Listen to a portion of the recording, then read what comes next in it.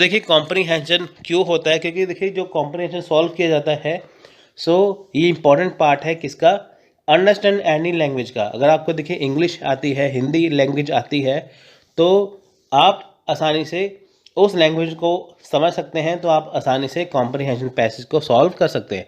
आप सभी जानते हैं कि इंग्लिश और हिंदी दो मीडियम में यूजीसी नेट का एग्ज़ाम आता है। इंग्लिश में भी कॉम्प्रीहेंशन आता है और हिंदी में भी आता है।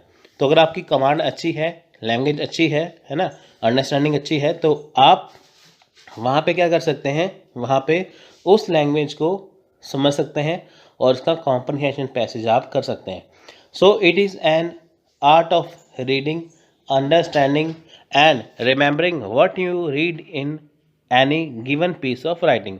अब देखिए यहाँ पे क्या है, ये आर्ट है किसका, रीडिंग का, अंडरस्टैंडिंग का और रिमेंबर का, यानी कि ये पढ़ने का, अंडरस्टैंडिंग का, याद रखने का और रिमेंबर का, है ना, पढ़ने का, समझने का और याद रखने के लिए क्या है, ये एक तरीका है।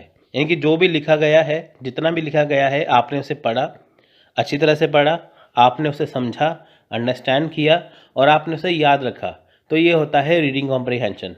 पढ़ी हुई चीज़ों को समझ के अपने दिमाग में बिठाना, ये होती है पढ़ाई। जब भी आप कोई चीज़ पढ़ते हैं, आप उसे पढ़ते हैं, समझते हैं, अपने दिमाग में रखते हैं, फिर आप उसका आंसर देते हैं। तो यही बात को ध्यान में रखते हुए रीडिंग कॉम्प्रीहेंशन लगाया गया है। सो देखिए, once you have understood the passage you will able to reproduce the same passage in your own words. अब देखिए, जब भी होता है क्या है रीडिंग कॉम्प्रीहेंशन में, जब भी आप किसी पैसेज को पढ़ते हैं, पैसेज को पढ़ने के बाद देखिए कि आप एबल हो जाते हैं उसको रिप्रोड्यूस करने के लिए अपने शब्दों में। यानी कि देखिए, जब भी आपने एक रीडिंग कॉम्प्रीहेंशन का पैसेज पढ़ा, तो आप उसे अपने शब्दों में आसानी से समझने में क्या हो जाते हैं, सक्षम, जैसे हिंदी में कहते हैं ना, एबल हो जाते हैं इंग्लिश में, और हिंदी में सक्षम हो जाते हैं। यानी कि आपने पैराग्राफ पढ़ा तो आपने अपनी समझ से उसे समझ लिया। So this test based on analytic ability of the candidate. अब देखिए, ये टेस्ट क्यों होता है, एनालिटिक एबिलिटी मतलब एनालिसिस। अब देखिए, जो पैराग्राफ आपके सामने दिया है उसका एनालिसिस करना है ना। एनालिसिस का मतलब क्या है कि किसी चीज़ के बारे में देखना कि वो अच्छी है, बुरी है, उसमें क्या चीज़ है, क्या नहीं है ना, वो चीज़, वो एनालिसिस होता है उसमें। तो एनालिटिक एबिलिटी यानी कि आप चीज़ों में क्या क्या गलतियाँ ढूंढ रहे हैं या क्या चीज़ों को समझ रहे हैं, वो इसमें देखा जाता है।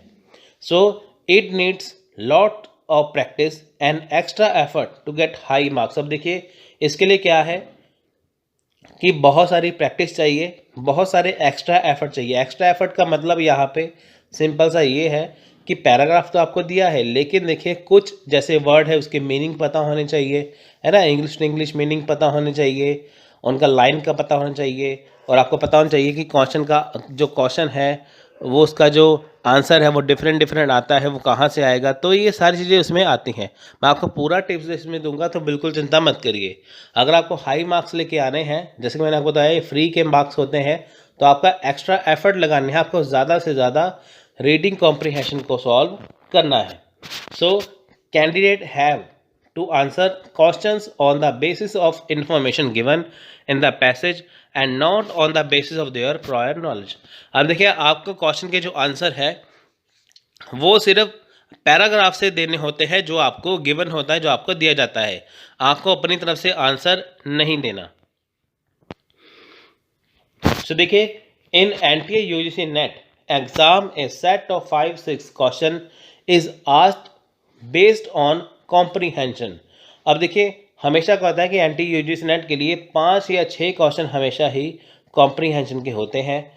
These are easy to answer, but aspirant have to practice passage so as to answer them within a few minutes। अब देखिए, 5 या 6 क्वेश्चन होते हैं। जैसे देखिए, आपको हमने बताया कि आंसर आसान होते हैं। आप देखिए, हर एक क्वेश्चन 2 मार्क्स का होता है ना, 2 मार्क्स का। अगर आप देखिए 5 क्वेश्चन भी आते हैं तो आपके 10 नंबर फ्री के पक्के हो जाते हैं। तो जो आपको आसान लगता है, आपको वो सबसे पहले पकड़ना चाहिए। आपको मुश्किल चीज़ें नहीं करनी चाहिए। पहले कॉम्प्रीहेंशन को पक्का कर लीजिए, आपके नंबर फ्री के हैं। अब देखिए, इसके आंसर जो है वो बहुत आसान होते हैं, लेकिन होता क्या है कि अगर आपकी प्रैक्टिस अच्छी नहीं है तो आप इसके आंसर नहीं दे पाते, इजी होने के बावजूद भी। तो इसके आंसर इजी है। इसके लिए क्या करना है पड़ेगा, आपको इसके लिए बहुत सारे प्रैक्टिस करनी होगी, बहुत सारी जो प्रैक्टिस करनी पड़ेगी पैसेजेस की। आपको डिफरेंट डिफरेंट टाइप के देखिए पैसेज करने होंगे, टाइम के अंदर करने होंगे। आपको ज़्यादा टाइम नहीं लगाना, आपको सिर्फ कुछ मिनटों में ये कर लेने। अगर आप देखिए 5 क्वेश्चन आते हैं तो हार्डली आपको 5 या 7 मिनट लगने चाहिए। 2 मिनट लगाइए पैराग्राफ को पढ़ने के लिए, उसके बाद एक क्वेश्चन के ऊपर 1 मिनट बहुत बहुत होता है, तो 5 या 7 मिनट के अंदर आप इसे आराम से कर सकते हैं। So this chapter cover the basic of comprehension, the approaches of for finding answer to question and common mistake which aspirant commit while answering question. अब देखिए इस चैप्टर में, यानी कि इसमें हम देखिए इस लेक्चर में हम क्या कवर करेंगे, इसमें हम देखिए करेंगे कि कॉम्प्रीहेंशन का बेसिक क्या होता है और आप उसका आंसर कैसे ढूंढ सकते हैं, उसके अप्रोचेस क्या हैं, और कॉमन मिस्टेक्स जो स्टूडेंट हमेशा करते हैं, एस्पायरेंट करते हैं एग्ज़ाम में, तो वो क्या होती हैं। So these are follow by tips for finding answer which help in saving the time of aspirant. The chapter also includes passage from previous year question paper. अब देखिए इसमें क्या है कि प्रीवियस ईयर क्वेश्चन पेपर भी दिए जाते हैं, है ना। तो इसमें देखिए बहुत सारे क्वेश्चन, इसमें प्रीवियस ईयर क्वेश्चन पेपर भी दिए जाते हैं, इसमें एक्सपेक्टेड क्वेश्चन भी है, बहुत सारे देखिए कहीं से आपको प्रैक्टिस के लिए मिल जाते हैं। So to crack the reading comprehension test we should increase our logical thinking and critical thinking which help to give answer that question it in short duration। अब देखिए अगर हमें देखिए रीडिंग कॉम्प्रिहेंशन करना है, उसका टेस्ट करना है, तो देखिए सबसे पहले हमारे अंदर क्या होना चाहिए, जो लॉजिकल थिंकिंग है उसे इंक्रीज करना चाहिए। लॉजिकल थिंकिंग मतलब हमें ये पता होना चाहिए कि जो भी चीज़ होती है उसके पीछे कोई लॉजिक होता है, कोई कारण होता है, वो क्यों होती है ना। तो क्रिटिकल थिंकिंग होनी चाहिए। क्रिटिकल थिंकिंग मतलब जैसे देखिए आप बुक्स पढ़ते हैं ना, कोई भी या कुछ भी पढ़ा या किसी का लेक्चर देखा, तो आपने ये पता लगा लिया कि आपके काम का है या नहीं, इसमें क्या क्या कमियां हैं। तो आपके अंदर क्या है, क्रिटिकल थिंकिंग होनी चाहिए और लॉजिकल थिंकिंग होनी चाहिए, कि ताकि आप कम समय में, कम टाइम में क्या करें, आप क्वेश्चन का आंसर जल्दी से ढूंढ सके। सो देखिए reading comprehension includes a passage followed by a few question. अब देखिए रीडिंग कॉम्प्रिहेंशन में इस तरह के क्वेश्चन आते हैं। वो कौन से क्वेश्चन है, देखिए the question asked from reading comprehension generally revolve around the following. अब देखिए रीडिंग कॉम्प्रिहेंशन में जो क्वेश्चन आते हैं वो किस टाइप के क्वेश्चन होते हैं, देखिए 9-10 टाइप के होते हैं। देखिए पहला, सब्जेक्ट ऑफ पैसेज। सबसे पहला देखिए क्वेश्चन यही होता है कि पैसेज का सब्जेक्ट है क्या, पैसेज क्या कहना चाहता है, उसका मीनिंग है क्या, है ना। पैसेज का नाम क्या है, जैसे उसका सब्जेक्ट क्या है, किसके ऊपर बेस्ड है। दूसरा आता है मेन आइडिया ऑफ पैसेज, यानी कि पैसेज का मेन आइडिया क्या है, किसके बारे में जहाँ पे बात की गई है मेनली। डायरेक्ट क्वेश्चन देखिए यहाँ पे आते हैं। डायरेक्ट क्वेश्चन मतलब कि जो देखिए लाइंस आपको दिए होते हैं पैराग्राफ में, उसी का आपको डायरेक्ट क्वेश्चन वहाँ पे पूछ लेते हैं। Inference based question. अब देखिए इन्फ्रेंस बेस्ड क्वेश्चन आप यहाँ पे आते हैं, तो आपको वो देखने होते हैं जिसके पीछे देखिए कि कुछ कारण होते हैं, है ना, इन्फ्रेंसेस होती है और कुछ कारण होते हैं, उसके बेस्ड क्वेश्चन आते हैं। या देखिए कुछ ऐसे क्वेश्चन आते हैं कि जैसे वहाँ पे देखिए कुछ शब्दों का मीनिंग लिखा है ना, तो डायरेक्ट आपको वहाँ से क्वेश्चन आएगा, तो कई बार शब्द वहाँ पे क्या होते हैं, वो अलग हो जाते हैं, इनकी लाइन सेम होती है, तो आपको ऐसे क्वेश्चन आएंगे। Logical structure question. अब देखिए लॉजिकल स्ट्रक्चर क्वेश्चन यहाँ पे आएंगे आपको, जिसका कोई लॉजिक होता है ना, तो वो आपको वहाँ पे क्वेश्चन आते हैं। और question based on author tone. अब देखिए ऑथर क्या कहना चाहता है पैराग्राफ से, आपको उसके बेस पर क्वेश्चन आता है। वोकैबुलरी बेस्ड क्वेश्चन आते हैं। वोकैबुलरी बेस्ड मतलब कि जैसे देखिए वहाँ पे कुछ जैसे शब्द है उसका मीनिंग दिया जाता है, वो पूछ लेते हैं कि बताइए इस शब्द का मीनिंग क्या है इसमें जो दिया गया है। Question involving paraphrasing. अब देखिए पैराफ्रेजिंग के साथ क्वेश्चन वहाँ पे आते हैं, फ्रेज है ना, पैराफ्रेजिंग के क्वेश्चन वहाँ पे आपको होते हैं। होता सब कुछ देखिए कॉम्प्रिहेंशन के जो पैसेज के बीच में से ही है। Application based question. अब देखिए एप्लीकेशन बेस्ड क्वेश्चन आते हैं अप्लाई करने वाले। जैसे आपको क्वेश्चन दिया जाता है, वहाँ पे देखा जाता है कि बताइए कि ये आंसर कहाँ से, फिर आपको वो आंसर 2-3 लाइन का वहाँ पे ढूंढना पड़ता है। तो यही सारे क्वेश्चन आपको घूम फिर के वहाँ पे आते हैं। सो देखिए ये सारे जो क्वेश्चन होते हैं, ये क्वेश्चन आपको आते हैं। जो ऊपर के देखिए ये 6 जो टॉपिक हैं, है ना, ये इसमें ज़्यादा क्वेश्चन आते हैं यहाँ पे। तो देखिए ये क्वेश्चन की टाइप है, आपको ये समझने हैं। इसी के अराउंड देखिए आपके सारे क्वेश्चन के जो आंसर है वो घूमते हैं।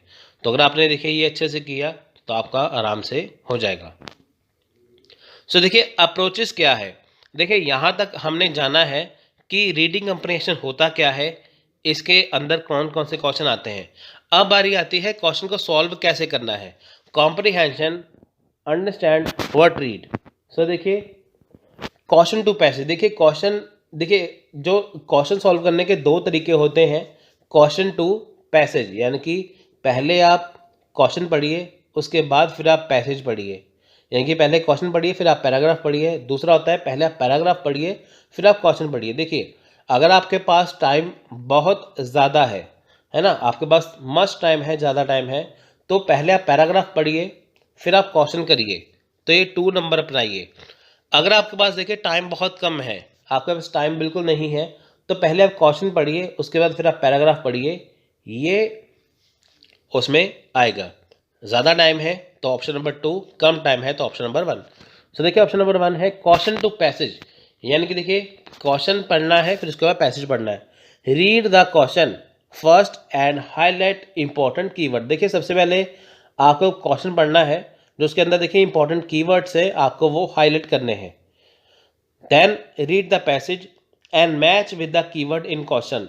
अब देखिए फिर आपको पैराग्राफ पढ़ना है, पहले क्वेश्चन पढ़ेंगे, उसके कीवर्ड्स जो दिए होते हैं वो वहाँ पे देखिए ऑप्शन में जो कीवर्ड होते हैं ना वो दिए होते हैं, आपको वो हाईलाइट करने हैं, फिर आपको वो कीवर्ड्स जो है ढूंढने हैं पैराग्राफ में। Then find the correct option by comparing the passage and option, this is called bottom up approach. अब देखिए फिर आपको क्या करना है कि आपको करेक्ट ऑप्शन को कंपेयर करना है पैसेज से। जो आपके पास देखिए ऑप्शन दिए गए हैं, जो उसमें कीवर्ड्स दिए गए हैं, आपको मैच करना है। पहले क्वेश्चन पढ़ेंगे फिर उसके जो कीवर्ड्स है जो ऑप्शन में वो आपको पढ़ने हैं, आपको हाईलाइट करके फिर वो पैसेज से पढ़ के उसे निकालना है। जो देखिए जो आपको अच्छा लगेगा फिर आप उसे कंपेयर करिए ऑप्शन को, उसके बाद फिर आप उसका आंसर दे सकते हैं। तो इसे कहते हैं बॉटम अप अप्रोच, ठीक है। बॉटम अप अप्रोच यानी कि नीचे से ऊपर की ओर जाना, है ना, बॉटम से अप यानी कि नीचे से ऊपर की ओर जाना। तो देखिए पहले पैराग्राफ है तब क्वेश्चन है, तो क्वेश्चन नीचे आ गया ना, क्वेश्चन से पैराग्राफ की तरफ जाएंगे तो क्या है वो बॉटम अप अप्रोच। सो देखिए नेक्स्ट है पैसेज टू क्वेश्चन। अब देखिए बारी आती है पहले पैसेज पढ़ना फिर question. Passage to question another approach is top down approach. Top down वही पहले पैराग्राफ सबसे टॉप पे, डाउन में क्या है question. So top down approach है ये। It is the opposite of bottom up approach. While adopting this approach, first read the passage and mark the important points, then read the question and identify to locate the answer in the passage। देखिए सबसे पहले क्या करेंगे, यहाँ पे आप पहले paragraph पढ़ेंगे अच्छी तरह से, और देखिए जो उसमें इंपॉर्टेंट पॉइंट्स है, जैसे देखिए इंपॉर्टेंट पॉइंट्स होता है ना, किसी जैसे जैसे कोई लेखक है, राइटर है, उसने किसी ऑथर ने किसी के बारे में कुछ बताया है, तो आपको वो ध्यान में रखना है। तो देखिए पहले पैराग्राफ पढ़ेंगे, इसमें जो इंपॉर्टेंट पॉइंट्स है फिर आपको उसे पहले उसे हाईलाइट करना है। उसके बाद क्या करेंगे, फिर आपको क्वेश्चन पढ़ना है। क्वेश्चन पढ़ने के बाद फिर आपको उसका आंसर उसमें से ढूंढना है पैराग्राफ से। Compare the option and given information in the passage to know correct answer, you can use whichever approach suit you. अब देखिए यहाँ पे क्या है कि जब आप पहले पैराग्राफ पढ़ेंगे उसके बाद फिर आप क्वेश्चन आंसर पढ़ेंगे, उससे क्या है कि जो आपको पैराग्राफ में इंपॉर्टेंट लाइंस लगती हैं फिर आपको वो कंपेयर करनी है ऑप्शन के साथ। यानी कि देखिए आपने पैराग्राफ पढ़ा तो उसमें आपने देखा कि इंपॉर्टेंट लाइंस आपने देख ली, फिर आपने मैच करके देखा जो ऑप्शन है क्या उसके साथ वो मैच कर रही है लाइन, तो जो मैच करती होगी लाइन फिर आपको उसका आंसर वहाँ पे लगाना है। देखिए डायरेक्ट लाइंस कई बार वहाँ पे नहीं दी होती, आंसर जो ऑप्शन होते हैं, क्वेश्चन के जो ऑप्शन होते हैं वहाँ पे थोड़ा सा घुमा के पूछा होता है, तो इसलिए आपको पता होना चाहिए, कंपैरिजन होना चाहिए। कई बार क्या होता है कि शब्द कुछ और होते हैं वहाँ पे, तो नीचे ऑप्शन में शब्द जो है वो वोकैब के जरिए क्या है चेंज कर दिए जाते हैं, तो आपको वोकैब की जानकारी होनी चाहिए। तो उसके जरिए आप इसे आसानी से कर सकते हैं। सो सिंपल सी बात है, question to passage first point में हम करेंगे, पहले क्वेश्चन पढ़ेंगे, फिर उसका आंसर ढूंढेंगे पैराग्राफ से। दूसरे में क्या है, पहले हम पैसेज पढ़ेंगे, फिर उसका आंसर क्वेश्चन से मैच करेंगे। सो ये है दो तरीके पढ़ने के लिए।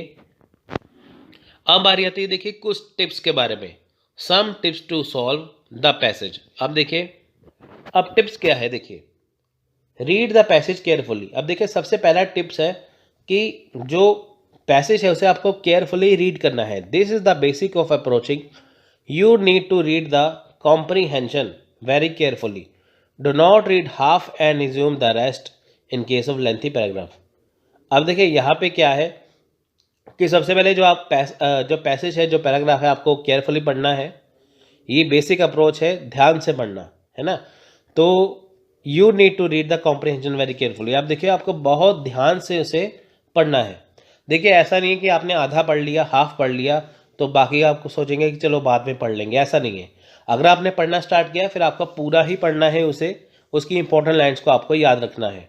ध्यान से पढ़ने का मतलब ये है कि आप उसे ध्यान से देखिए, उसमें क्या क्या बातें की गई हैं, क्या उसमें आपने समझा है। जैसे देखिए हम न्यूज़पेपर पढ़ते हैं ना, उसमें खबर पढ़ते हैं, न्यूज़ पढ़ते हैं, तो आपको ये वैसे ही ध्यान में रखना है। सो उसके बाद after first read the question once, read the question once. अब देखिए मान लीजिए आपने पैराग्राफ पहली बार पढ़ लिया, उसके बाद फिर आप क्वेश्चन आंसर पढ़िए। This is the important, the questions will give you the idea from which part of the questions are asked. If you don't know exact answer to the question then you need to read the part of the passage again. It will make answering the question easily and correctly. अब देखिए दूसरा क्या है, पहले आपको देखिए first read यानी कि पहली बार आपने अगर यहाँ पे कॉम्प्रीहेंशन पढ़ लिया, उसके बाद क्या है, फिर आप उसके क्वेश्चन पढ़िए। क्वेश्चन के पढ़ने के बाद क्या है, फिर आप उसका क्वेश्चन का आंसर पैराग्राफ से ढूंढिए। अगर मान लीजिए कि आपने फर्स्ट रीड पढ़ा है और आपकी क्वेश्चन जब आपने पढ़े आपके क्वेश्चन वहाँ पे लग नहीं रहे, तो उसके बाद आप फिर से जो है वो पैराग्राफ पढ़िए। यानी कि पहले पैराग्राफ पढ़ा, फिर आपने क्वेश्चन पढ़ा, क्वेश्चन के आंसर आपने ढूंढने। अगर आपको क्वेश्चन के आंसर ढूंढने में फिर से प्रॉब्लम आती है तो आप पैसेज को फिर से पढ़िए, पूरा पैसेज ना पढ़िए, सिर्फ उसका जो क्वेश्चन का आंसर आपको नहीं मिल रहा वहाँ से पढ़िए, तो उसका आंसर ढूंढने की कोशिश करिए। इससे क्या है, जो आपका क्वेश्चन का आंसर है वो आपको आसानी से पता चल जाएगा। सो देखिए नेक्स्ट है, in the passage while reading you will find few words in bold, make notes of those word. अब देखिए जब भी आप क्वेश्चन आंसर जब भी आप पैराग्राफ पढ़ते हैं वहाँ पे देखिए कुछ शब्द है जो बोल्ड होते हैं। बोल्ड मतलब देखिए जैसे ये जो लाइन्स है ना, यहाँ पे देखिए ये सिंपल है, ये देखिए मैंने पूरा ब्लैक किया हुआ है इसे, तो ये क्या है, ये इंपॉर्टेंट लाइन है। अब देखिए ऐसे ही पैराग्राफ में आपको बोल्ड जो वर्ड्स वहाँ पे दिए होते हैं, आप उन शब्दों को ध्यान में रखिए पढ़ते हुए, क्योंकि ये बहुत इंपॉर्टेंट है, यही एग्जाम में आते हैं, तो यही क्वेश्चन में आएंगे। Make a note of those words when you read the question, you will find questions relating to those word. अब देखिए ये शब्द पढ़ने क्यों जरूरी है, जब भी देखिए आपने क्वेश्चन पढ़ा पैराग्राफ का, है ना, जब आपने क्वेश्चन पढ़ा तो इन शब्दों से, जो देखिए शब्द बोल्ड किए जाते हैं, उन शब्दों से, उन वर्ड से क्या होता है, आपको क्वेश्चन वहाँ पे पूछे जाते हैं। आइदर सिनोनियम्स और एंटोनियम्स विल बी आस्क्ड। अब देखिए एनोनियम्स, एंटोनियम, साइनोनियम्स, एंटोनियम्स जो है वो पूछे जाते हैं, इसलिए आपको वो पढ़ने ज़रूरी है ना। जो शब्द देखिए वहाँ पे बोल्ड किए जाते हैं, आपको उनका साइनोनियम, एंटोनियम्स पूछ लिया जाता है, इसलिए आपको उनके बारे में पता होना चाहिए वो है क्या। If you do not know the word, read the line again. अगर देखिए आपको जो वर्ड है वो पता नहीं चल रहे जो बोल्ड किए गए हैं, आप लाइन को फिर से पढ़िए। You will understand what is the line is typing to cover and hence there is possibility that cover the meaning. अब देखिए अगर आपको मान लीजिए शब्द नहीं पता चल रहे बोल्ड किए हुए वो है क्या, आप फिर से लाइन को उसे कंटिन्यू पढ़िए, उससे आपको पता चल जाएगा कि ऑथर इस लाइन में क्या कहना चाहता है, इसका मीनिंग क्या होना चाहिए। If not the exact dictionary meaning, अगर आपको देखिए डिक्शनरी का मीनिंग एग्जैक्ट नहीं पता तो आपको लाइन पढ़ना ज़रूरी है। Will become clear to you and you will able to answer its synonym और एंटोनियम। अब देखिए मान लीजिए कि आपको जो देखिए, पहली बात तो आपको जो बोल्ड शब्द है, बोल्ड वर्ड है, आपको उनके बारे में पता होना चाहिए।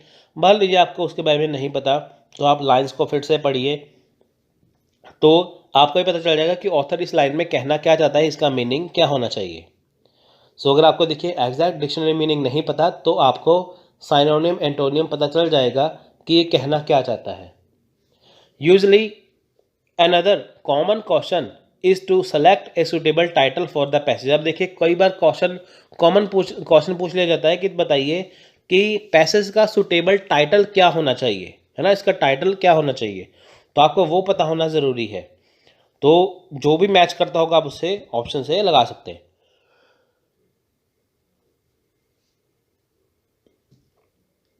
For this you need to read and read the passage till the meaning is clear. अब देखिए अगर आपको टाइटल का पता लगाना है, पहले आपको पैसेज पढ़ना है और आपको बार बार पैसेज को पढ़ना है कि ताकि आपको उसका टाइटल समझ में आ सके, उसका मीनिंग क्लियर हो सके, है ना, आपको पूरा पैसेज क्लियर हो जाए। We can hope that after two reads the emotions of the passage somewhat become clear. अब देखिए जब भी आप 2 रीड करेंगे, 2 रीड बहुत होता है, 2 रीड्स करने के बाद देखिए आपका जो पैसेज है आपको क्लियर हो जाएगा। The next common question is that what is the author typing to convey through the passage, और what is author take the subject etcetera. अब देखिए अगला क्वेश्चन आता है, देखिए इससे पहले हमने करा था ना कि टाइटल क्या है पैसेज का, कि वो आपको जानना ज़रूरी है। उसके बाद आता है कि जो पैसेज के जरिए ऑथर क्या मैसेज देना चाहता है, क्या कहना चाहता है, वो कॉमन क्वेश्चन आता है। Again this question will become clear on repeated reading of the passage. The option given in the answer will be very easily. So देखिए यहाँ पे क्या है कि आपको फिर से पैसेज को रिपीटेड पढ़ना है जब तक उसका आपको जो मैसेज है वो पता ना चल जाए। सो लास्ट है, देखिए last but not the least, if you find the passage is too hard for you understand. अगर आपको लगता है कि आपने जो पैराग्राफ पढ़ा है वो बहुत मुश्किल है, आपके समझ में नहीं आ रहा, do not attempt the tricky question based on gas. तो आपको देखिए जो ट्रिकी क्वेश्चन है आपको गैस नहीं करने। If you cannot understand leave the question and attempt the easier follow the question. The synonym antonym question will be pretty, you will find 1 और 2 direct question as well. अब देखिए अगर आपको लगता है कि पैराग्राफ बहुत मुश्किल है, आपसे नहीं हो पा रहा, तो जो ट्रिकी क्वेश्चन है आप जो गैस के ऊपर बेस्ड मत करिए और आप उसका आंसर मत दीजिए, लेकिन होता कि आप उसे क्वेश्चन को अभी के लिए छोड़ दीजिए। उसके बाद जो क्वेश्चन ईजी है ना, जो क्वेश्चन ईजी क्वेश्चन है उस पैराग्राफ में, जैसे एंटोनिम सिनोनिम के क्वेश्चन है, उसमें मैसेज के क्वेश्चन है, उसमें टाइटल के क्वेश्चन है, पहले वो पढ़िए। जब आप वो कर लेंगे उसके बाद फिर आप जो है वो हार्ड वाले क्वेश्चन कर सकते हैं। देखिए एग्जाम में आपको कोई भी क्वेश्चन छोड़ना नहीं है, करने सारी है, लेकिन करने पहले वो है जो इजी है, हार्ड वाले छोड़ दीजिए। सो देखिए अब बारी आती है कॉमन मिस्टेक्स कैंडिडेट मेक्स। अब देखिए कॉमन मिस्टेक्स क्या है जो कैंडिडेट हमेशा करते हैं रीडिंग कॉम्प्रिहेंशन के एग्जाम में, है ना। जब भी आपको यूजीसी नेट में देखिए कॉम्प्रिहेंशन आता है, आप कौन सी मिस्टेक करते हैं? Not reading the passage carefully. देखिए सबसे पहली मिस्टेक यही है कि आप पैराग्राफ को या पैसेज को अच्छी तरह से केयरफुली नहीं पढ़ते। Usually it happens that when the readers are close to end the passage they forget what it had in the beginning. देखिए जब भी आप पैसेज पढ़ते हैं उसका एंड कर देते हैं, पैसेज का पढ़ देते हैं, आपको समझ नहीं आता कि पैसेज में स्टार्टिंग में लिखा क्या था। This happen because of not reading it carefully.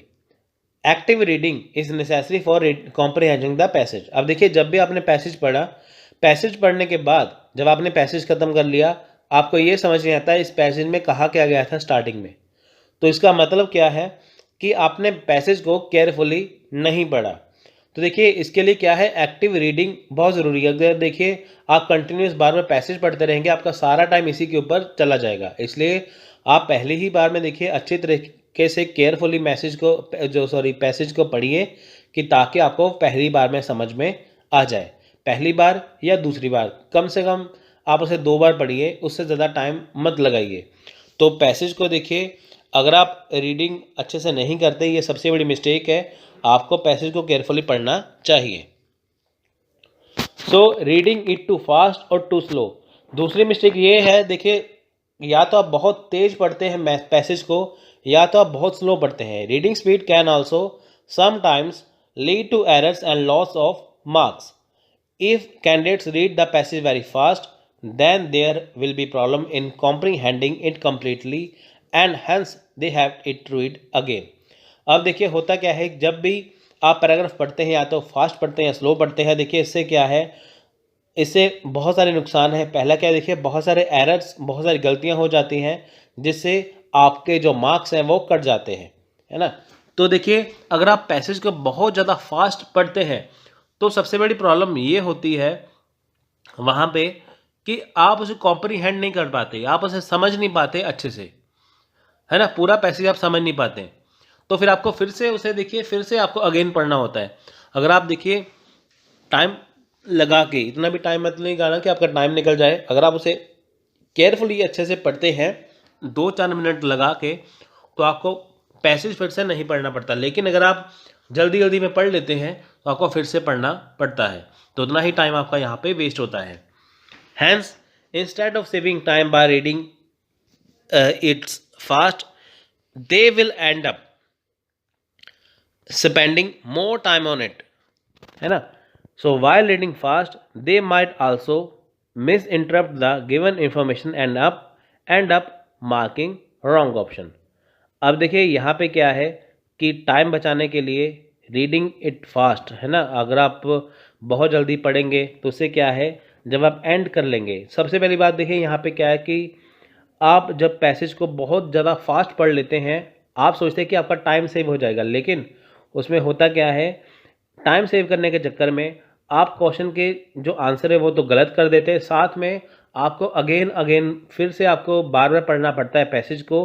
उससे क्या होता है, आपका बहुत ज़्यादा टाइम वहाँ पे लगता है और आपको आधी अधूरी इन्फॉर्मेशन मिलती है, जिसके ज़रिए आप क्वेश्चन का जो आंसर है वो गलत कर देते हैं। इसलिए फास्ट पढ़ने से बहुत नुकसान है। पहली बात तो देखिए आपको इन्फॉर्मेशन पूरी मिलेगी नहीं, कहा गया है तो आप उसका क्वेश्चन का आंसर रॉन्ग कर देंगे। दूसरी बात क्या है, आपको बहुत ज़्यादा टाइम लगाना पड़ता है, टाइम देखिए सेव नहीं होता, इससे टाइम ज़्यादा लगता है क्योंकि बार बार पढ़ना पड़ता है। Read the passage very slowly. अब देखिए पैसेज आपको वेरी स्लोली, बहुत स्लोली पढ़ते हैं, इससे भी देखिए विल आल्सो भी वेस्ट ऑफ टाइम। अब देखिए ये भी टाइम वेस्ट होता है इससे। The candidates will end up spending more time than what is required and there will be lesser time available for remaining question। this will be result in loss of marks। अब देखिए अगर आप बहुत ज़्यादा slow पढ़ते हैं तो इससे क्या है कि आपके जो टाइम निकल जाता है बाकी क्वेश्चन के लिए। देखिए जैसे 50 क्वेश्चन होते हैं, अगर आप देखिए रीडिंग कॉम्प्रिहेंशन के ऊपर आधा घंटा लगा देंगे तो बाकी के 20 मिनट्स में आप 45 क्वेश्चन कैसे कर पाएंगे, है ना। तो देखिए वहाँ पे तो आजकल देखिए होता है कि 3 घंटे आपको मिल जाते हैं, जिसमें आपको देखिए 180 मिनट में आपको 150 जो क्वेश्चन करने होते हैं। लेकिन अगर आप क्वेश्चन आंसर देखिए, आप देखेंगे कॉम्प्रिहेंशन के ऊपर इतना टाइम लगा देंगे तो बाकी जो आपको क्वेश्चन करने हैं उसके ऊपर टाइम देखिए आपको नहीं मिलेगा वहाँ पे, तो आपका टाइम कम हो जाएगा, इससे आपको जो मार्क्स हैं वो भी कम आते हैं। Not reading the question properly. अब देखिए अब आप क्वेश्चन को प्रॉपरली नहीं पढ़ते, है ना। तो देखिए आपने पैराग्राफ पढ़ लिया लेकिन आपने क्वेश्चन अच्छे से नहीं पढ़ा। Another mistake which candidates often make is not reading the question properly. They might have been able to find the correct answer but when they have not read the question properly they will end up losing marks. अब देखिए यहाँ पे क्या है कि आपने question अच्छे से नहीं पढ़ा लेकिन आप उसका आंसर ढूंढने लग जाते हैं। अब देखिए अगर आपने क्वेश्चन अच्छे से नहीं पढ़ा तो आप उसका आंसर जो है करेक्ट कैसे कर पाएंगे, है ना। आप उसका आंसर जो करेक्ट कैसे कर पाएंगे, तो इससे क्या है, आप उसका क्वेश्चन प्रॉपर्ली ना पढ़ने से क्या होता है, जब आप उसका आंसर ढूंढते हैं तो आप रॉन्ग आंसर को क्लिक कर देते हैं, तो जिससे आपके जो मार्क्स है वो कट जाते हैं। For example the question which of the following is not correct is generally misread by the candidates as which of the following is correct। अब देखिए जैसे फॉर एग्जांपल यहाँ पे एक क्वेश्चन दिया होता है which of the following is not correct। अब देखिए यहाँ पे नॉट जो शब्द होता है वो होता है इम्पॉर्टेंट। कैंडिडेट्स क्या करते हैं, जल्दी जल्दी पढ़ने के चक्कर में वो नोट को भूल जाते हैं, वो क्या करते हैं यहाँ पे ये पढ़ लेते हैं, which of the following is correct. So देखिए, and they will loss marks for choosing the wrong option, the loss will be more if there is a negative marking. अब देखिए यूजीसी नेट में कोई नेगेटिव मार्किंग नहीं है, अगर मान लीजिए नेगेटिव मार्किंग हो, है ना, तो उसमें क्या है, अगर आपने आंसर रॉन्ग किया आपके नंबर तो वैसे ही कट गए, ऊपर से क्या हुआ, आपके नेगेटिव मार्किंग के नंबर भी वहाँ पे जाएंगे। तो देखिए यहाँ पे क्या है कि जैसे फॉर एग्जांपल यहाँ पे बताया ना कि विच of the following is not correct, कि कौन सा ऑप्शन करेक्ट नहीं है, तो नहीं वाला जो नॉट वाला पढ़ते नहीं है वो ये समझ लेते हैं कि विच of the following is correct. तो इसके चक्कर में क्या है, आपका आंसर भी रॉन्ग हो जाता है और आप क्वेश्चन को अच्छे से नहीं पढ़ते। तो इसलिए आपको क्वेश्चन को अच्छे से पढ़ना है, समझना है वो कहना क्या चाहता है, जिसके जरिए आप उसका आंसर दे पाएंगे।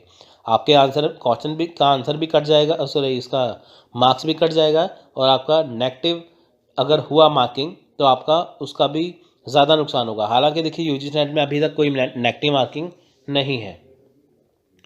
So not checking the option proper carefully, देखिए पहले हमने पढ़ा कि आपने क्वेश्चन अच्छे से नहीं किया, दूसरा क्या है कि आपने ऑप्शन जो है वो अच्छे से नहीं पढ़ा। Another mistake often made by candidates is not reading the option carefully. Sometimes, after reading the first answer which follow the question, the candidates find it to be close to answer. So to save time, he does not read the other option and marks the first option as answer. This time saving technique can be costly as it need not always to be correct answer. अब देखिए यहाँ पे क्या है कि another mistake क्या है candidate के द्वारा कि वो ऑप्शन को केयरफुली नहीं पढ़ते। एक क्वेश्चन दिया जाता है, वहाँ पे उसके ऑप्शन दिए जाते हैं, लेकिन क्या करते हैं वो ऑप्शन को पढ़ते ही नहीं अच्छे से। कई बार क्या होता है कि देखिए जब आप रीडिंग कर लेते हैं क्वेश्चन के जो आंसर को, है ना, जो आपका फर्स्ट आंसर होता है उसमें, तो आप उसे ही पहला आंसर मान लेते हैं कि हाँ यही सही है ना। तो उससे क्या है, टाइम बचाने के लिए देखिए जब आप आंसर जो अच्छे से जो उसका ऑप्शन अच्छे से नहीं पढ़ते तो आप फर्स्ट ऑप्शन को ही आंसर मान लेते हैं। जिससे क्या है, ये टाइम सेविंग टेक्निक नहीं है। आपके सामने एक क्वेश्चन आया, उसका ऑप्शन आया, आपने देखिए ऑप्शन को अच्छे से नहीं पढ़ा, जो उसका फर्स्ट ऑप्शन होता है आप उसको मैच करने लग जाते हैं कि क्या ये सही है। तो आप क्या करते हैं, उसको ऑप्शन को टिक कर देते हैं। इससे क्या है, देखिए आपके जो आंसर तो गलत होता ही है, तो आपके मार्क्स भी इसमें कट जाते हैं। सो देखिए ये टेक्निक जो है वो आपके ऊपर बहुत भारी पड़ सकती है। इसलिए क्या होता है कि आपको ऑप्शन भी अच्छे से पढ़ना है। आपको देखिए ऑप्शन अच्छे से पढ़ना है, समझना है, तो चारों ऑप्शन को आपको मैच करना है पैराग्राफ से। अगर आपको देखिए चारों ऑप्शन अगर आपने मैच किए, जो भी देखिए सूटेबल होगा आपको उसको करेक्ट करना है, ना कि आपको पहला ही ऑप्शन को ढूंढना होता है ना, जैसे ए ऑप्शन दिया तो ए को ढूंढने लग जाते हैं, है ना, वो चीज़। तो क्वेश्चन भी अच्छे से पढ़िए, उसका ऑप्शन भी अच्छे से पढ़िए। सो नेक्स्ट देखिए, नॉट प्रैक्टिस द पैसेज, ठीक है, यानी कि जो पैसेज है उसकी प्रैक्टिस नहीं करना। देखिए aspirant generally feel that they can solve comprehension question easily and not need any preparation. अब देखिए होता क्या है कि बच्चों को बहुत ज़्यादा ओवर कॉन्फिडेंस हो जाता है कि हाँ हम इसका जो क्वेश्चन है उसका आंसर आसानी से ढूंढ लेंगे, हमें इसको पढ़ने की जरूरत नहीं है। वो तैयारी नहीं करते, जिसकी वजह से क्या है वो एग्ज़ाम में देने चले जाते हैं। एग्ज़ाम जब उनके सामने कॉम्प्रीहेंशन आता है वो वहाँ पे कंफ्यूज हो जाते हैं। But just solving it is not important if the candidate spend half an hour in the finding to comprehension passage, then how will remaining 45 question to solve in the other half. अब देखिए अगर आपने देखिए अच्छे से practice नहीं किया passage का, आप ऐसे ही चले गए, अगर आप आधा घंटा लगा देते हैं पैसेज को पढ़ने में ही, तो बाकी का जो आधा घंटा बचा होगा तो आप उसमें 45 क्वेश्चन कैसे पढ़ेंगे। 45 क्वेश्चन देखिए मतलब, so what is the important is solving in it with in 5 और 6 मिनट। अब देखिए 5 क्वेश्चन, देखिए जैसे 50 क्वेश्चन आते हैं पेपर 1 के, उसमें से 5 क्वेश्चन हैं रीडिंग कॉम्प्रीहेंशन के।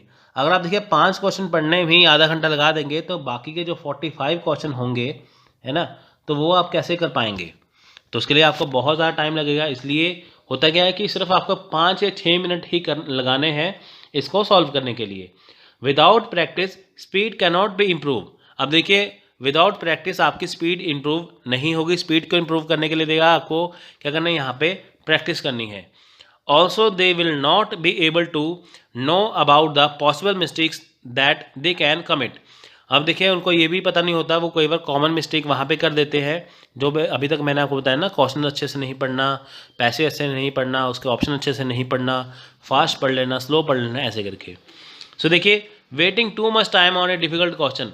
अब देखिए कोई भी क्वेश्चन अगर अटक जाए, मुश्किल क्वेश्चन हो, तो उसके ऊपर देखिए बहुत ज़्यादा टाइम वो स्पेंड कर देते हैं। इट इज़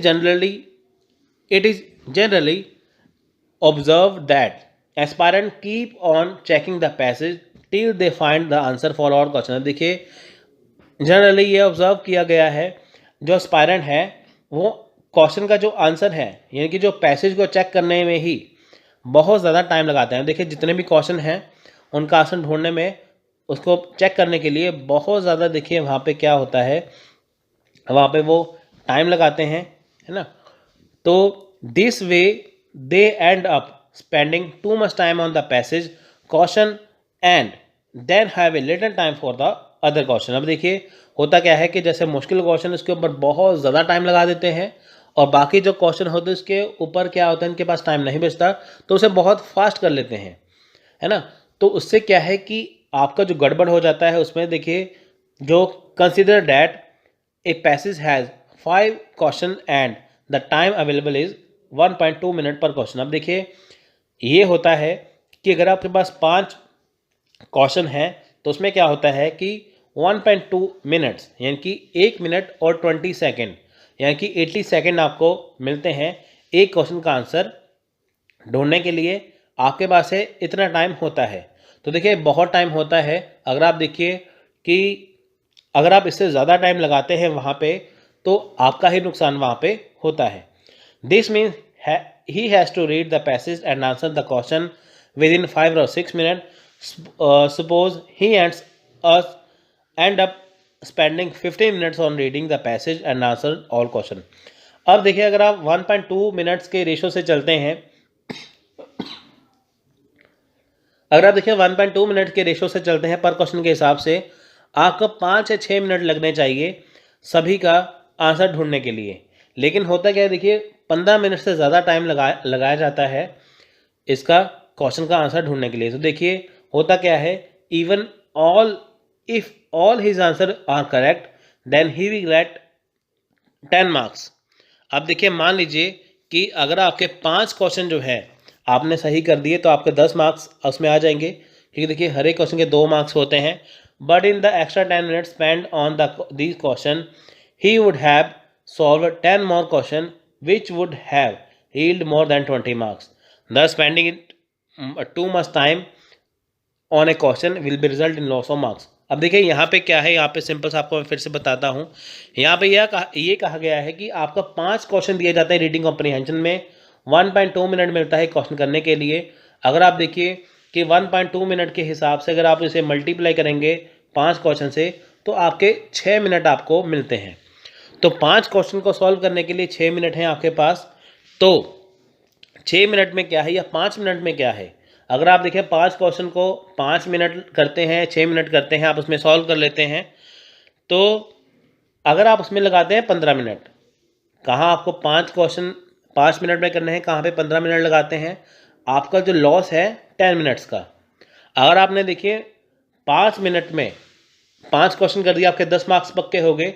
लेकिन अगर आपने देखिए उसमें 10 मिनट एक्स्ट्रा लगा दिए, 10 मिनट का मतलब आप उसमें देखिए कि 10 मिनट्स में आप 10 क्वेश्चन और सॉल्व कर सकते हैं, है ना। यानी कि अगर आपको 5 क्वेश्चन सॉल्व करने के लिए 5 मिनट दिए गए हैं, तो यानी कि 1 मिनट मिला है आपको एक क्वेश्चन सॉल्व करने के लिए। अगर आप देखिए 5 क्वेश्चन को सॉल्व करने के लिए 15 मिनट लगाते हैं, यानी कि आपका 10 मिनट यहाँ पे ज़्यादा लग रहा है। तो आप उन 10 मिनट को अगर आप ज़्यादा लगाते हैं, तो आप उस 10 मिनट में आप 10 क्वेश्चन और सॉल्व कर सकते हैं, जो कि 20 मार्क्स के बनते हैं। सो देखिए इससे क्या है, अगर आप ज़्यादा टाइम लगाते जाएंगे आपके ही मार्क्स कम होते जाएंगे एग्ज़ाम में। सो इसलिए टाइम कम लगाइए। So losing focus and interest while reading. अब देखिए यहाँ पे जो आपका फोकस होता है वो आपका ख़त्म हो जाता है रीडिंग करते वक्त। Losing interest and focus while reading the passage can also cost heavily. A candidate will not be able to understand the passage if the loses focus, which can result in missing important points, and he would have to read it again. This will lead to time wastage and also the tendency of misinterpretation, and hence marking the wrong option is high. अब देखिए यहाँ पे क्या है कि paragraph अगर लंबा हो तो उसे पढ़ते वक्त आपका जो इंटरेस्ट है वो कम हो जाता है। इससे क्या है कि आपको पैराग्राफ अच्छे से समझ नहीं आता, आप उसे अंडरस्टैंड नहीं कर पाते, आप जो इम्पोर्टेंट पॉइंट्स है उसे आप मिस कर देते हैं। मिस करने के बाद क्या होता है कि आपको पैराग्राफ समझ में नहीं आता, आपको बार बार उसे फिर पढ़ना पड़ता है, जो कि एक टाइम वेस्टेज होता है। तो इससे क्या होता है कि आप जो ऑप्शन को रॉन्ग पे क्लिक कर देते हैं। यानी कि अगर आप लॉस, यानी कि अगर आप पैसेज पढ़ने में इंटरेस्ट नहीं दिखाते, अगर आप बोर हो जाते हैं पैसेज पढ़ने में, आपको इंपॉर्टेंट लाइन मिस हो जाएंगी, आपको समझ में नहीं आएगा, जिसकी वजह से आप सारे क्वेश्चन के आंसर वहाँ पे गलत कर देंगे, है ना, ये चीज़। सो देखिए लास्ट है cracking a passage on the following factor. अब देखिए अब आपको देखिए यहाँ पे कॉमन मिस्टेक बताई ना, ऊपर तक यहाँ तक कॉमन मिस्टेक है। यहाँ पे बताएंगे कि आप कौन से फॉलोइंग फैक्टर्स फॉलो करिए, कौन से फैक्टर्स फॉलो करिए जो फॉलोइंग जो नीचे दिए गए हैं, कि ताकि आप अपना टाइम बचा सकें और आप सही से कर सकें, क्रैक कर सकें। सो देखिए कॉम्प्रीहेंशन एंड रिटेंशन।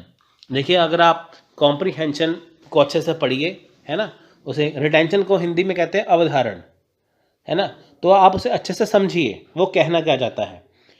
तो उसके बिना आप नहीं कर पाएंगे, आप उसे पैराग्राफ को पढ़िए, अच्छे से समझिए। उसके बाद efficient analysis and accuracy the question.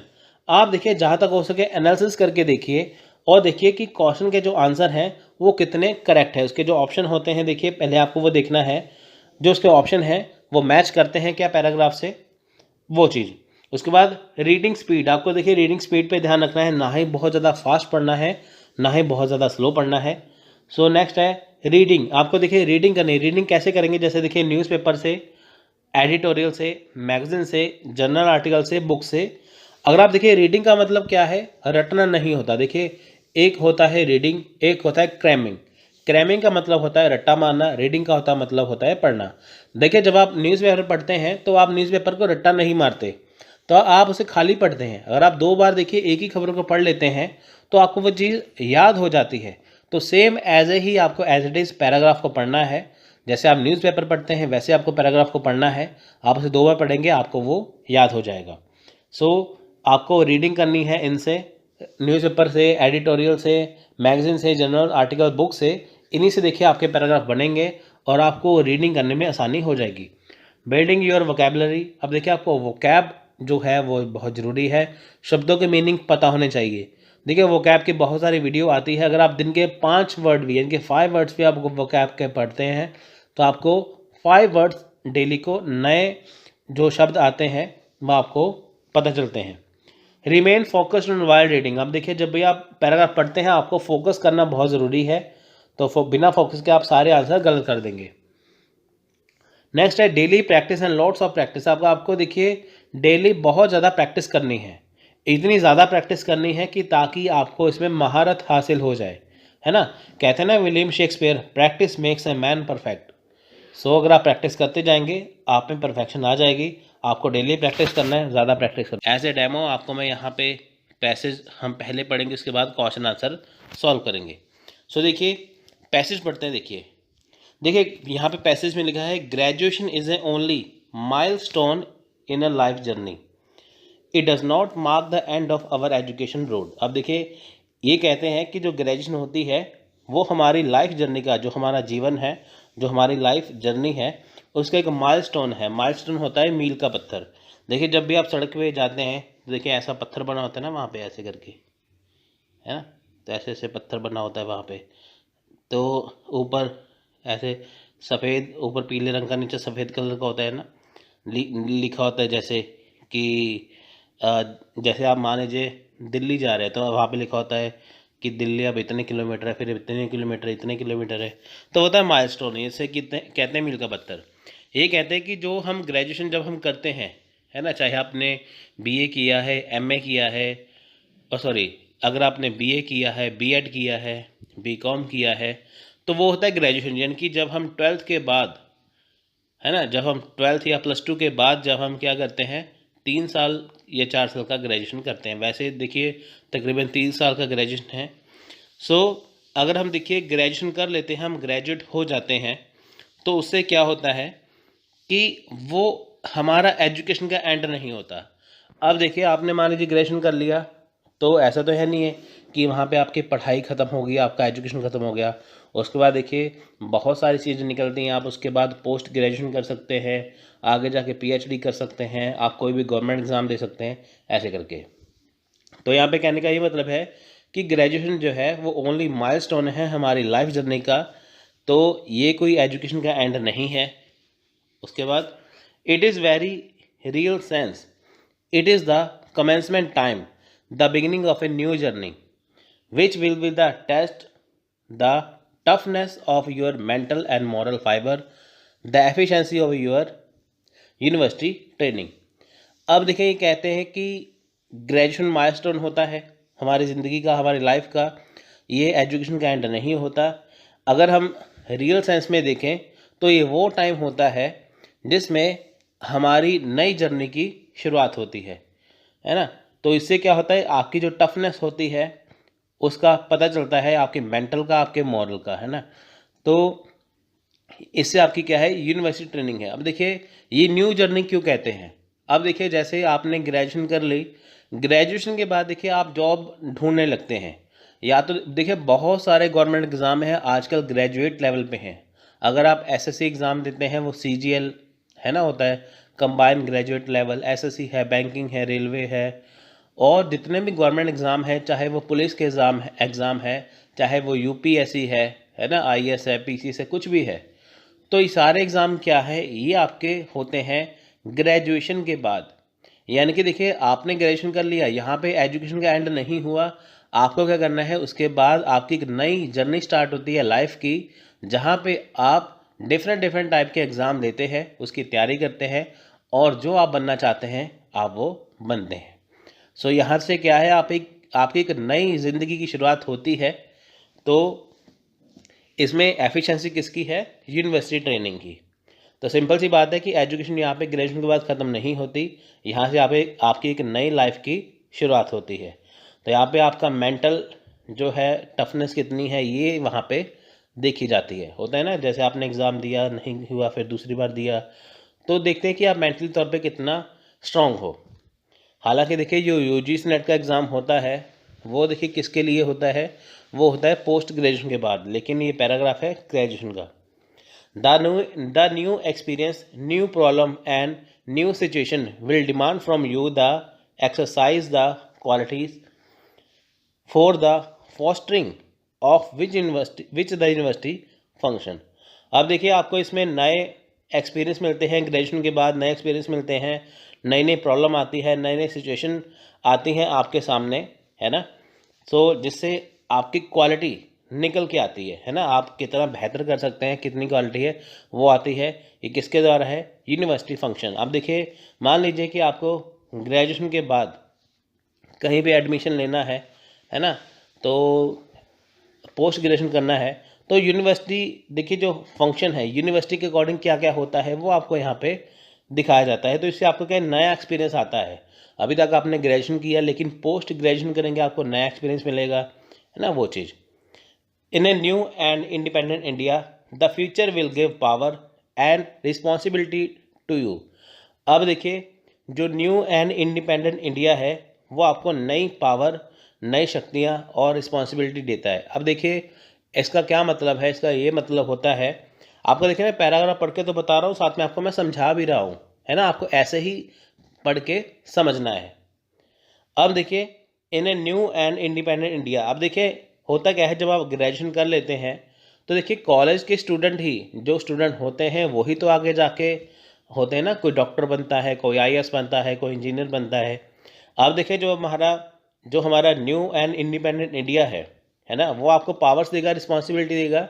मान लीजिए आपने ग्रेजुएशन किया, उसके बाद आपने आईएएस एग्ज़ाम क्लियर किया, आपने आगे जाके आपने डॉक्टर बन गए, आप इंजीनियर बन गए, है ना, आपने एसएससी किया, आपने कुछ भी किया, तो आपको गवर्नमेंट जॉब मिलती है। गवर्नमेंट आपको अपनी रिस्पॉन्सिबिलिटी देते हैं कि ताकि आप उसे आगे लेके जा सकें। The historic role of the large educated classes in the building up of free India cannot be over estimated, है ना। तो देखिए जो हिस्टोरिक रोल है, देखिए यहाँ पे क्या है, जो एजुकेटेड क्लासेस है, इनकी जो एजुकेटेड पर्सन है ना, देखिए एक तो होते हैं एजुकेटेड पर्सन, एक होते हैं नॉन एजुकेटेड या अनएजुकेटेड। अब देखिए जो एजुकेटेड है ना, एजुकेटेड जो क्लास है, उन्हें देखिए कभी ओवर एस्टिमेट नहीं करना चाहिए, है ना, उन्हें कभी ओवर एस्टिमेट नहीं करना चाहिए, क्योंकि देखिए जो एजुकेटेड पर्सन है वो बदलाव लाते हैं यहाँ पे, है ना, वही देखिए चेंज करते हैं ना। If a leader is one who knows where he is going, who has a firm grasp of insights and institutions which have made our civilization so enduring, and who can harness them for every aspect of life, it is only the university that can train man for leadership. अब देखिए जो leader है, अगर वो कहीं पे जाते हैं, देखिए उन्हें पता होता है कि क्या कहना है, कैसा भाषण देना है, क्या करना है आगे जाके, हमारी सभ्यता क्या है, हमारे ये क्या है ना। तो देखिए जब भी लीडर कहीं पे जाते हैं, आप देखिए जब भी नेता कहीं पे भी जाते हैं, किसी भी जगह पे जाते हैं किसी स्टेट की, है ना, तो वहाँ पे जाके वो भाषण देते हैं, उन्हें पता होता है कि वो पहले तैयारी करके जाते हैं कि ये चीज़ है क्या, ये राज्य है क्या, ये स्टेट है क्या, ये जगह कौन सी है, इसमें सिविलाइजेशन क्या है ना। तो उन्हें कैसे कैसे करना है, उन्हें ज़िंदगी के वो नए नए तरीके बताते हैं। तो देखिए ये जो चीज़ है ना, it is the only university that can train man for leadership. अब देखिए जो यूनिवर्सिटी है वो मैन को क्या करेगी, वो मैन को लीडरशिप के लिए तैयार करेगी। अब देखिए जो आज के ग्रेजुएट हैं वो कल के लीडर होंगे, ज़रूरी नहीं है। देखिए जो आपको अगर लीडर बनना है, नेता बनने, तो आपको पढ़ा लिखा होना ज़रूरी है, लेकिन होता क्या, अगर पढ़ा लिखा नेता होगा तो वो देश को आगे लेके जाएगा। The universities are more than institution for higher learning and professional training. अब देखिए जो यूनिवर्सिटीज़ हैं उनके पास देखिए जो हायर लर्निंग और प्रोफेशनल ट्रेनिंग होती है, वहाँ पे वो करवाती है यूनिवर्सिटी, प्रोफेशनल ट्रेनिंग करवाती है, हायर लर्निंग होती है।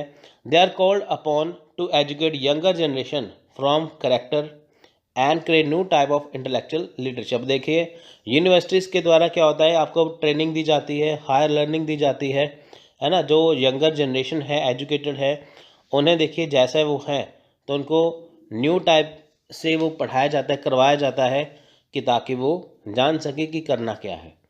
तो यहाँ पे देखिए इसका मतलब क्या बनता है, सिंपल सी बात यहाँ पे देखिए, एक बात कॉमन यहाँ पे की गई है।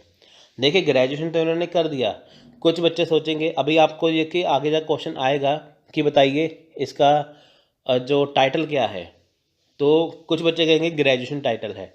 लेकिन देखिए यहाँ पे गौर करने वाली बात है, यहाँ पे देखिए बात की गई है यूनिवर्सिटी ट्रेनिंग की, यूनिवर्सिटी फंक्शन की, है ना, और यहाँ पे देखिए बात की गई है आगे यूनिवर्सिटीज़ की। तो देखिए यहाँ पे क्या है, घूम फिर के बातें आ रही हैं।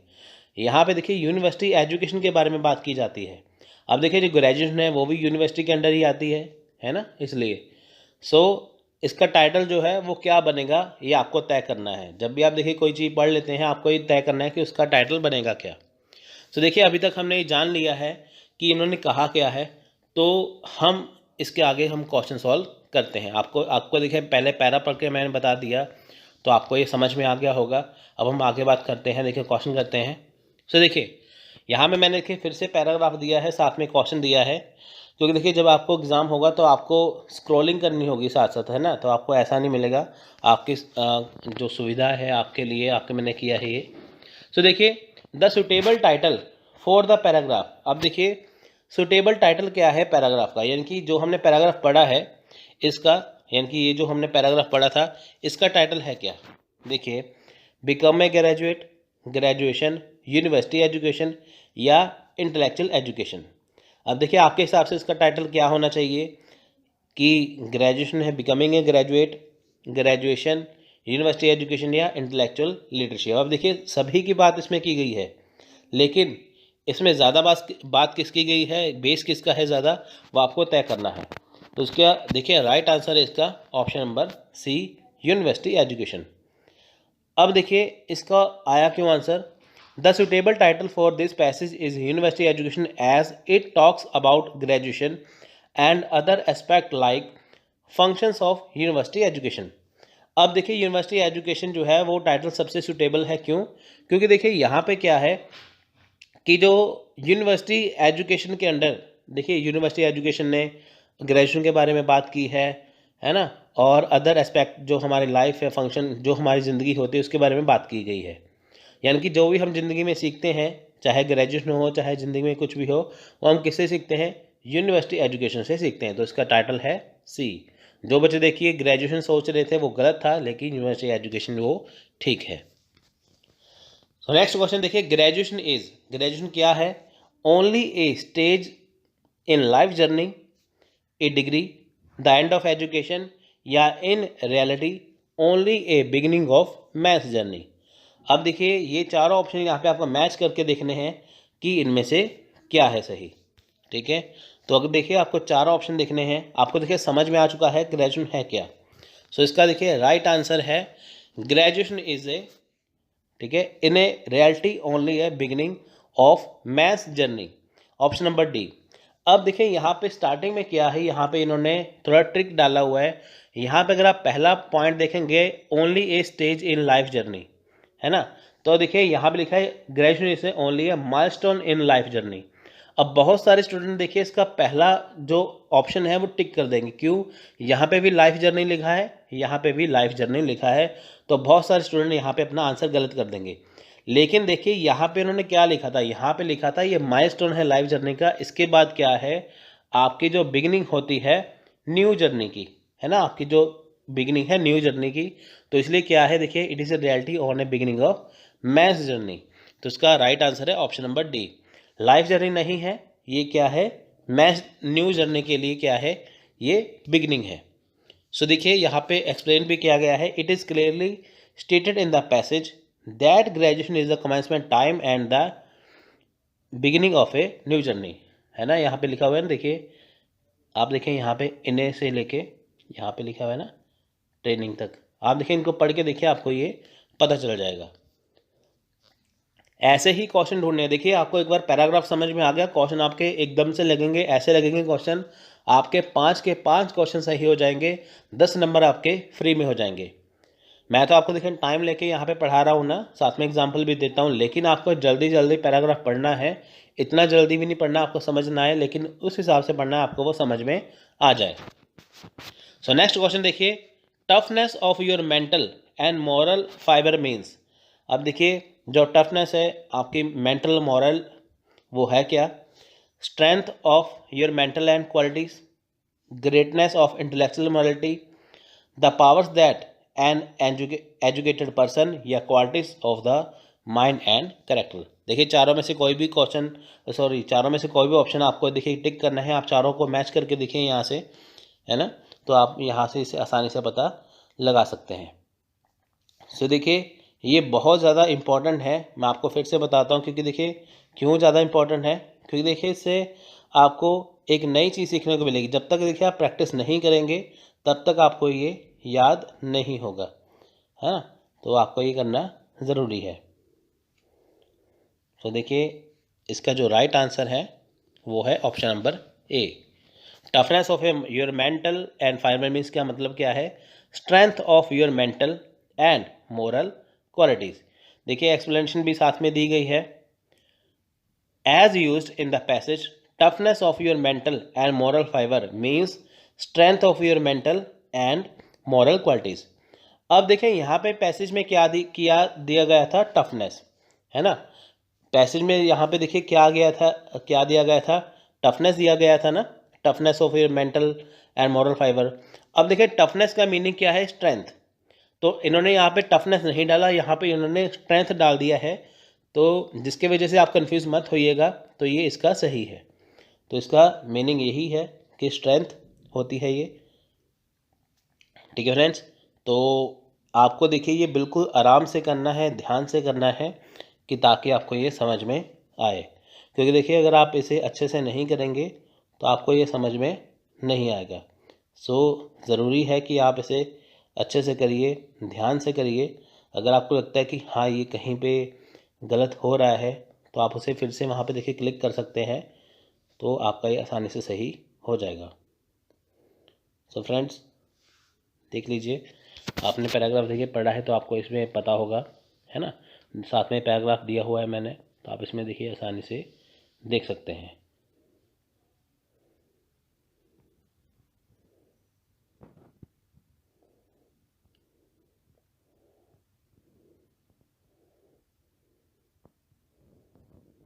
सो देखिए नेक्स्ट क्वेश्चन है, which of the following function are performed by universities. अब देखिए यूनिवर्सिटी के कौन से फंक्शन है, help in higher and professional education, form character और डेवलप लीडरशिप क्वालिटी, या ऑल ऑफ द अबव। सो देखिए ये जो है ये है क्या, तो आपको इसमें ढूंढना है। यानी कि देखिए आपको मैंने बताया था जैसे यूनिवर्सिटी एजुकेशन है वो देखिए लीडर को भी बनाती है, वो करेक्टर को भी फॉर्म करती है, सारी चीज़ें क्या है यूनिवर्सिटी से ही आती है, तो आपको सुटेबल यहाँ पे देखना है। सो देखिए इसका राइट आंसर है D, all of the above. देखिए जो यूनिवर्सिटी एजुकेशन है वो देखिए हायर एंड प्रोफेशनल एजुकेशन भी बनाती है ना, फॉर्म करेक्टर भी बनाती है, लीडरशिप क्वालिटी भी डेवलप करती है, और ये सभी चीज़ें इसमें आती हैं। देखिए it is the given in the passage that the universities are more than institution for higher learning and professional training.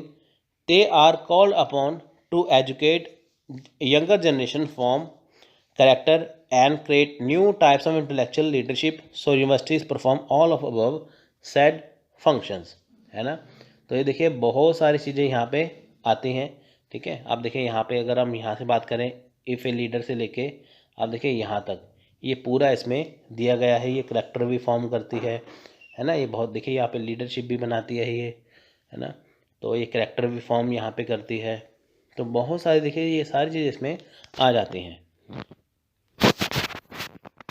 So next question है हमारा last question, which of the following suits best as the meaning of foster as use in the passage. अब देखिए poster का meaning क्या है जो passage में दिया है। फोस्टर का मीनिंग क्या है, देखिए कल्टीवेट है, एडवांस है, टर्मिनेट है, या पोटेंशियल है। फोस्टर का मीनिंग क्या है पैसेज में जो दिया गया है ना। आपको देखिए अच्छे से देखना है, ध्यान से देखना है, तो आप इसे अच्छे से देख पाएंगे। तो देखिए ऐसे ही वोकेबलरी के जो मीनिंग मैंने आपको देखिए जो पहला इसमें जो बताया था ना, जो टिप्स एंड ट्रिक्स मैंने आपको देखिए पहले ही बता दिया था कि आपको इसमें वोकेबलरी वो पूछते हैं, तो आपको ये पता होना चाहिए कि इसके मीनिंग है क्या, है ना। तो आप इसे आसानी से कर सकते हैं। सो देखिए इसका आंसर है cultivate. As per the passage foster means the cultivate. अब देखिए पैसेज के अकॉर्डिंग क्या है, फोस्टर का मीनिंग क्या है, कल्टीवेट, है ना। It is use in the context that the exercise of qualities for the fostering of which the university function. It implies here that the university cultivate those qualities. अब देखिए यहाँ पे क्या है कि जो यूनिवर्सिटीज़ हैं वो देखिए सभी जो क्वालिटी है, जितनी भी क्वालिटी है एक इंसान के अंदर, एक एजुकेटेड पर्सन के अंदर, वो कहाँ से आती है, यूनिवर्सिटी के द्वारा। इनकी यूनिवर्सिटी कल्टीवेट करती है। जैसे देखिए किसान कल्टीवेट करता है ना फसल को अपने खेतों में, तो ऐसे देखिए यूनिवर्सिटी जो है वो क्वालिटीज़ कल्टीवेट करती है, क्वालिटी उगाती हैं किसके अंदर, एजुकेटेड पर्सन के अंदर। सो देखिए ये मोस्ट इम्पोर्टेंट है ज़्यादा, है ना। आपको देखिए यहाँ पे लिखा है ना, जैसे आप देखिए द न्यू एक्सपीरियंस, यहाँ पे लिखा है ना, देखिए सबसे ऊपर, the new experience, new problem and the new situation will demand for the exercise of qualities and fostering. अब देखिए इसका मीनिंग पूछा गया था, फोस्टरिंग का मीनिंग है, फोस्टरिंग विच यूनिवर्सिटी फंक्शंस, है ना। देखिए न्यू एक्सपीरियंस आएंगे, न्यू प्रॉब्लम्स आएंगी, न्यू सिचुएशन आएंगी, ये सारी चीज़ें क्वालिटी आएंगी किसके द्वारा आएगी, यूनिवर्सिटी फंक्शन के द्वारा। तो कल्टीवेट का मतलब क्या हुआ कि यूनिवर्सिटी के द्वारा सारी चीज़ें आ रही हैं। सो ये था एक पैसेज। आप देखिए ये पैसेज बहुत आसान था, एग्ज़ाम में बहुत ज़्यादा आसान आते हैं, कई बार टफ भी आ जाता है, लेकिन जैसे भी आए आपको करना तो है ही है। और उसके लिए देखिए आपको सबसे बढ़िया तरीका यही है कि पहले आप पैराग्राफ को अच्छी तरह से पढ़िए, थोड़ा सा जल्दी पढ़िए कि ताकि आपके समझ में आए, उसके बाद आप आसानी से कर सकते हैं। सो देखिए यहाँ पे हमने पैराग्राफ आसानी से पढ़ा तो फटाफट इसके आंसर यहाँ पे आ गए। सो